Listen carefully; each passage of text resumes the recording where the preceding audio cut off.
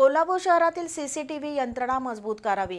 केएमटीच्या ताफ्यात येणाऱ्या नव्या 100 ई बसेससाठी कुशल मनुष्यबळ उपलब्ध करावं. रंकाळा आणि पंचगंगा प्रदूषण निर्मूलनाचा आराखडा तयार करावा.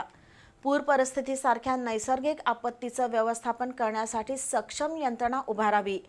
केंद्र आणि राज्य शासनाच्या माध्यमातून शहरासाठी येणारा निधी योग्य ठिकाणी खर्च होण्यासाठी आयुक्तांनी अंकुश ठेवावा, असे स्पष्ट निर्देश आमदार अमल महाडिक यांनी दिले.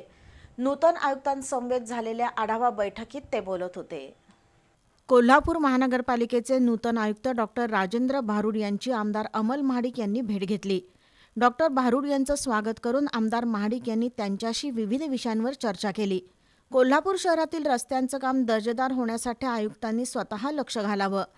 घनकचऱ्यावर प्रक्रिया करणारा नवीन प्रकल्प उभारणीसाठी आराखडा तयार करावा. त्यासाठी आवश्यक निधीसाठी केंद्र आणि राज्य शासनाकडे पाठपुरावा करू, अशी ग्वाही आमदार अमल महाडिक यांनी दिली. क्रीडांगण आणि उद्यानाच्या सुशोभीकरणासाठी लोकसहभागातून प्रयत्न करावेत. महापालिकांच्या शाळांना ऊर्जितावस्था प्राप्त करून देण्यासाठी विविध कंपन्यांच्या CSR फंडातून निधी मिळवण्याचा प्रयत्न करू, अशी ग्वाही आमदार अमल महाडिक यांनी दिली. कोल्हापुरातील सीसीटीव्ही यंत्रणा मजबूत करावी. केएमटीकडे नव्यानं येणाऱ्या इलेक्ट्रिकल बसेससाठी कुशल मनुष्यबळ उपलब्ध करावं.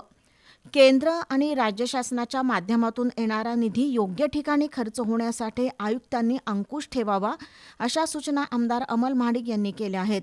दरम्यान कोल्हापूर शहरात सुरू असलेल्या अतिक्रमण निर्मूलन मोहिमेबाबत आमदार महाडिक यांनी समाधान व्यक्त केलं.